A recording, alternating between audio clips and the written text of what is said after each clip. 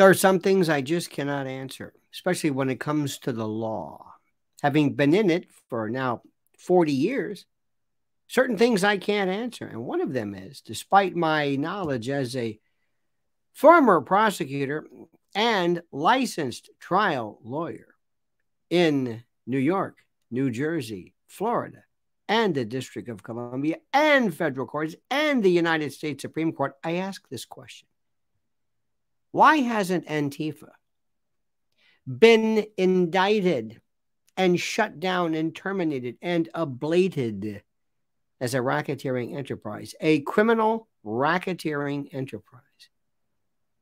Tell me why it is not to be construed as, why it has not proven itself to be a domestic terrorist organization that has done nothing but wreak havoc on innocent citizens and civilians. And they've been quiet for a while. They were quiet. You think they just went away? You think they just recessed back into the woodwork like a roach when you turn the light on? Is that it? You think there's no more Antifa? You think that's done? Does the mafia go away, or the Russian organizations, or the Chinese triads, or the Albanians, or whoever? Do you think racketeering criminal enterprises go away because you haven't heard from them lately? And can you tell me why the same amount of effort was not used and directed against and towards them as it was towards citizens of the United States who dared to protest an election that they thought was fraught with error and fraud on January 6th? Not everybody there was an insurrectionist. Not everyone there was trying to overthrow anything. You know that. I know that. They had geofencing. They used every conceivable form of surveillance to find out who was there. And they tossed people under the jails in these makeshift gulags in D.C. I don't know if they were ever all released. Is there anybody still there? We don't know. We don't know.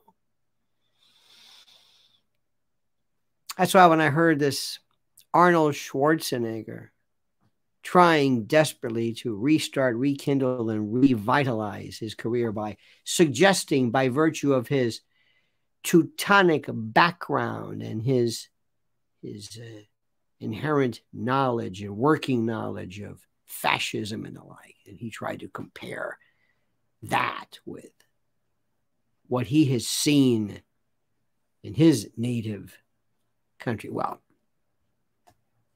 I want to get to that now. I want to discuss that. First, I want to ask you, if you could, please subscribe to this channel. Please like this video. Please hit that little bell so you're notified of new videos and the like. And I want you also to honor and patronize our sponsor, MyPillow.com, a great company with great products. Wonderful percales, wonderful sheets and towels and mattresses and toppers and slippers and pajamas, everything to help you luxuriate in your manse, to recline, to enjoy life, to be comfortable, using the finest quality products and the finest equipment available today to aid and abet you in your goal of relaxing. MyPillow.com. We are a MyPillow.com home. So go to MyPillow.com and only use the promo code Lionel. Only Lionel. Any other name, any other radio station or platform, forget that. Forget you use Lionel. Okay? You'll be so glad you did. And on behalf of a grateful nation, thank you, not for what you do, but for what you appear to do. But let me go on. Imagine the following. Imagine if we had a robust and actual criminal justice system that would indict, incarcerate, arrest, investigate members of this Antifa, this anti-fascist. Isn't that something? Don't you love the irony? Fascists, brown shirts, stormtroopers, shock troops, under the tutelage under the aegis, the escutcheon of anti-fascism. It's beautiful. You can't write this. With these weird, strange people that came out of nowhere. With the green hair and that look wearing helmets and uniforms, acting as though they were a part of an organized, choreographed group or troop of individuals wreaking havoc on everyone. Here in New York, all of a sudden, lo and behold, there were pallets of bricks during the George Floyd episode. They showed up on corners. All of a sudden, a pallet of bricks. Isn't that something? The steel band, maybe a no, I don't know, but brickbats, perfect for propelling as a missile. Then there were vans and buses that we saw just showed up. It's like, wait a minute, who's paying for this? I saw PDF forms and information from those in law enforcement who swore me to secrecy, who said, look what we have here. Look at this data, this intel we're getting. This is not just a bunch of ragtag ruffians who decide to come into the city. No, this was organized. It was planned. It was done repeatedly. And you would have very simply done this. You would have grabbed a couple of people, put them on a hot seat, threatened them with everything you had, like you did the J6 participants, until somebody squeaked and squawked and talked and yammered and pled for leniency. And then you go after them. Who's in charge? Who's your boss? Doesn't take long. Next thing you know, you have a superstructure. You have an organization. And you put up one of those charts like you had during the days of the mob and the mafia. You know, the Fanucci family and the Capo regimes and this, the Consigliere, and blah, blah, blah. And it's very simple. And then you prove a couple of predicate acts, and the next thing you know, what do you have? You've got racketeering. You've got it done. It's done. It is ready to go. And you start indicting. And you indict, and you indict, and you indict, and you use the same fury, the same excitement, the same verve, the same interest, the same intent, and the same direction, and the same ferocity that you had implemented and utilized when you were going after January 6 participants, those rapscallions and hooligans who you claim sought to overthrow the government. I never understood that. Imagine somebody looks like goes, oh, what do you think there are? What, 100 people out there? Yeah, well, they've taken over the government. Let me pick up the phone. Hello, Jerry, Department of Justice. Yeah, well, listen, everybody come out. They've taken over the government. Who? These people. Who? The people, the January 6 people, whatever they're, I don't know.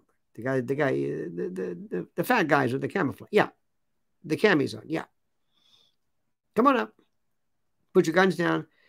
I'm calling the Pentagon now. They're going to be coming out onto the lawn. They're going to be giving up. We're going to be handing the keys over, the keys to governance, all the organizations, all the agencies, all the strike forces, the military, the executive, all three branches of the government. We're all turning it over to that guy, the guy with the beer belly, from the loud boys or the proud boys, whoever these people are. They've attempted to take over the government. You've got to be kidding me. But that was the narrative. That was the story. That was the tale. That was the yarn. That was the dream. That was a fantasy that was propounded, and you may or may not have believed it. But Antifa, oh, they're all over the world. This is easy, but nobody's interested. But why do you think that is? Why do you think no one's interested? Why? Well, process of elimination, mind you. First, maybe the government in charge isn't equipped to handle that. No, that's not it. Maybe they don't see there being enough of a body of crime for, no, that's not sure. Maybe, hear me out, maybe certain factions of this rogue government actually agree with what Antifa was doing. And, well, that's absolutely nuts. And the most far-fetched of them all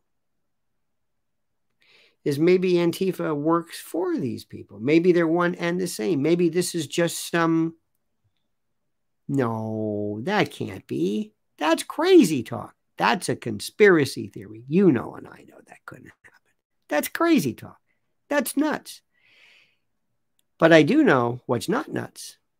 And that's that nobody went after these folks. Who was it? Joe Biden or somebody said Antifa is an ideology. It's a, what was it? Something along those. Just like Don Lemon said that the riots were peaceful. Now look at me, my friend. You're a very smart person. That's why you're listening to me. You know and I know what this is all about. It's just another layer of corruption, another layer of unbelievable coordination between what we thought was the government and these horrible, rancid, terrible people. That's exactly what it is. It's unbelievable. Just when you think, okay, I understand it. No, you don't. No. And it will never be brought up again unless we brought it up, unless we bring it up, unless we remind people, hey, do something about this. Do something. Maybe Jim Jordan might do something. You know Jim Jordan? Oh, he's your boyfriend. He's the guy without the jacket. He's always yelling and giving dates. He loves dates. He's very good with dates. He'll string to like 10, 14, 10, 20 for dates, you know.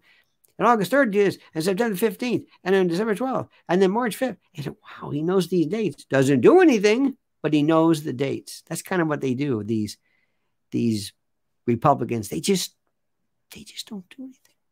You know, if I didn't know, no, I was going to say something crazy. I was going to say that maybe, hear me out, maybe the Democrats are the Republicans. Maybe it's just two sides of the same coin. Maybe it's just the illusion of some kind of,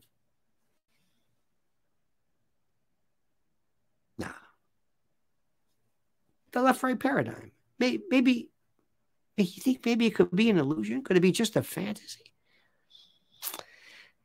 Until next time, my friend, we'll pick up where we left off. By the way, thanks for watching. Please like the video. Please subscribe to the channel. Please hit that little bell and that little bell, you know, to indicate live streams and new videos. And don't forget our sponsor. They're great people at mypillow.com. Promo code Lionel. And now, as I always ask you at the end of this, as the valedictory, as the sayonara, the adios, the denouement, so to speak, comment as you see fit.